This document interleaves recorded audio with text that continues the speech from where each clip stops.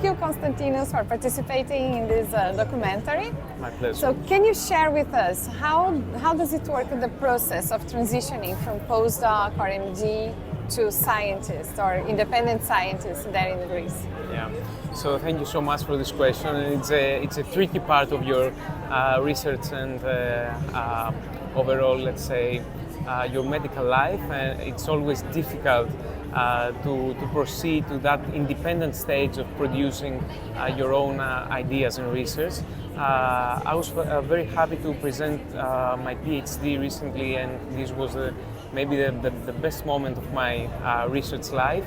And now I hope to be able to proceed with also my ideas and my work. So the role of the mentor is so important at this stage, pushing you and helping you, and even leaving you this space to be able to produce your own work. So it's a fascinating time of my career, and I'm a bit nervous, but also so happy to be at that stage. And how does it work? So when you finish your MD, you said that you did a PhD. Yeah. So the PhD you did also in Greece? Sorry, can you repeat? So your PhD was also in Greece? Yeah, so I finished with my MD, that's the undergraduate studies. And then I proceeded to my to the research part. So usually in Greece, after graduating the medical school, you can go to the clinical part, so start your specialty like training. A residency. Yeah, the residency, that's a residency. So I had a 3-year break from this clinical part. So I started with my PhD. I had my PhD in Greece also, under the supervision of Professor Stegiou in Athens, Greece, in Soteria Hospital. So it was full-time research during these years. I completed my PhD, and now I also continue with the clinical part of my education. So I presented my PhD. I also completed 2 years of internal medicine training, that's a clinical part, and now I will proceed to the cardio training. So 4 years of cardiology training, the clinical part of cardiology. I hope I can do also some research at that time, because I really like this stuff. Yeah. I was going to ask you if during now this process that you are, this stage that you are, that is clinical training, is there a way that you can protect some time for research? For example, if you apply for some fellowships, or that can protect some time of that for a research, or you really have to dedicate for clinical and do research at night, overnight? Yeah. That's a core question. You go straight to the important issues.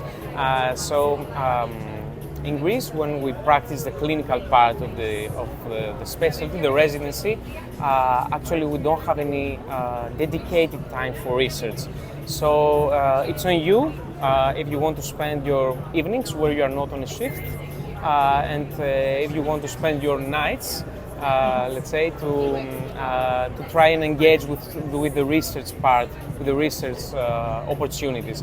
So it's kind of difficult, and that's actually a serious concern I have, combining these two, because it's really fascinating, but at times it gets difficult, and it happens so many times that I have to switch on and off the research mode.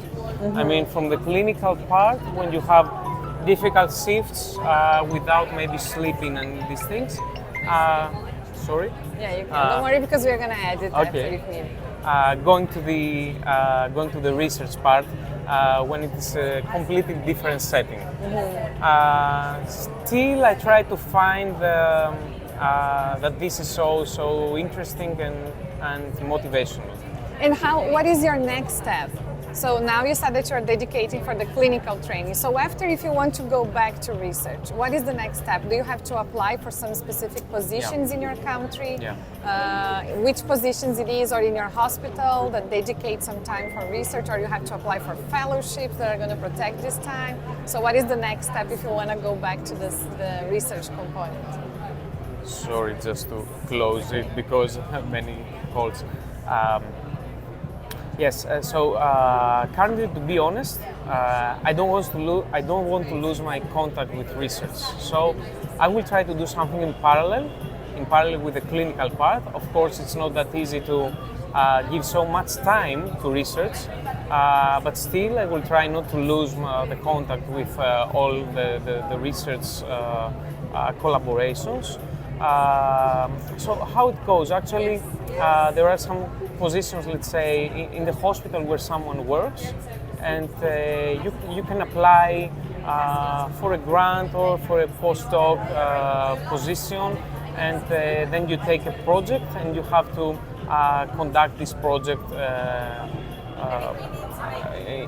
in the setting of your work, let's say in your hospital. So I'm mainly working on clinical research, so that makes things a bit more feasible, because working in a hospital it would be difficult to have interest in laboratory research. So in a way you can combine it. It's a bit difficult, but I hope to be able to combine the research part, the clinical research part, with the clinical, the pure clinical part of seeing patients and treating patients every day. So that's how I have it in mind.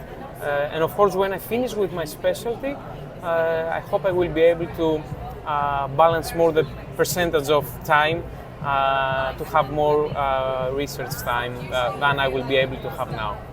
Another question, in Greece, because you are very connected to other European countries, is it positive if in this stage that you are, if you go have some training abroad, like in other country, in some different aspects of your research, or that is going to complement your research, and then come back to your country, does it give you more power, like for negotiation and to do an easier transition, or not exactly? Because we know that some countries actually, they like that you stay with the team the whole time to kind of mark your place there, and going out sometimes can break this relationship. So how is in Greece? Like, is this seen as a positive move, or sometimes you have to see, because sometimes depending on the hospital where you are, or maybe the supervisor or the team, I get your point.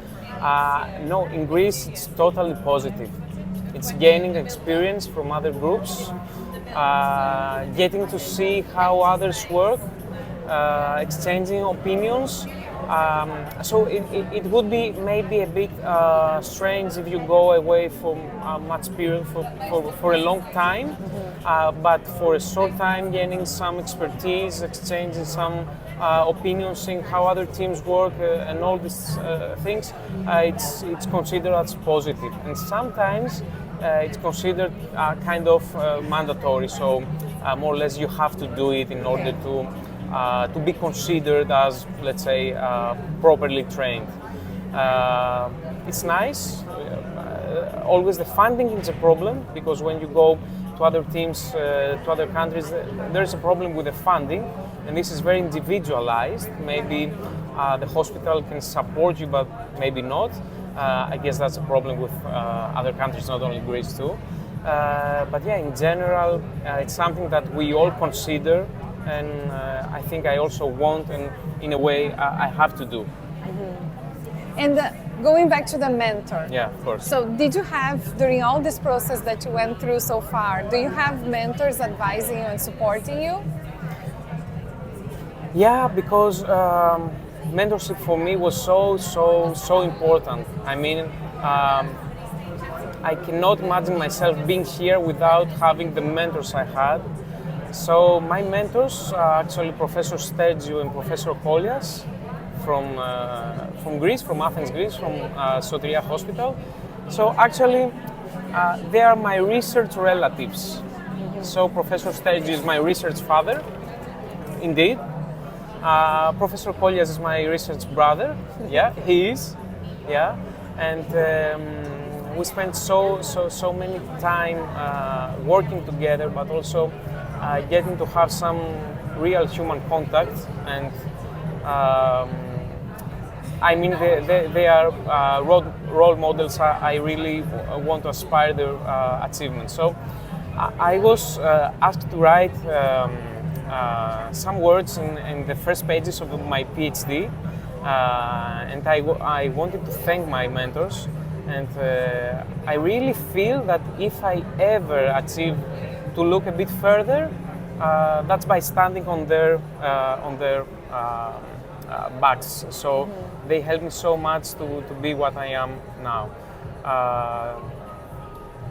Which steps of this career transition in Greece do you think it's essential to have a mentor?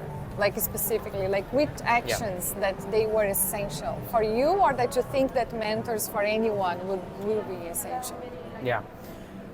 So actually, if we talk about the clinical and the research part, of course, for the research part, because no everybody wants to practice research.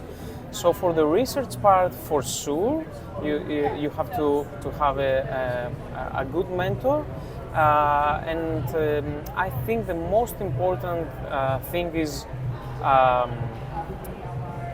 getting, how can I say, helping you to think about, not only to accept without any criteria what he says and what you should do for a project and all this stuff, but helping you understand in depth its topic, and also giving you some elements to be able to produce yourself, your ideas, and to show what you also think about something, to help you to promote your thought.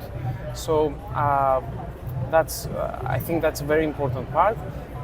But research in general, you need a good mentor who also has knows some key persons in the field, can get you engaged with some conversations with top, let's say, scientists in the field. To really understand what are the big gaps, like they have to help you networking in a way that you can get this. Yes, also a good mentor could help in what you asked earlier, to have a very good experience in another country.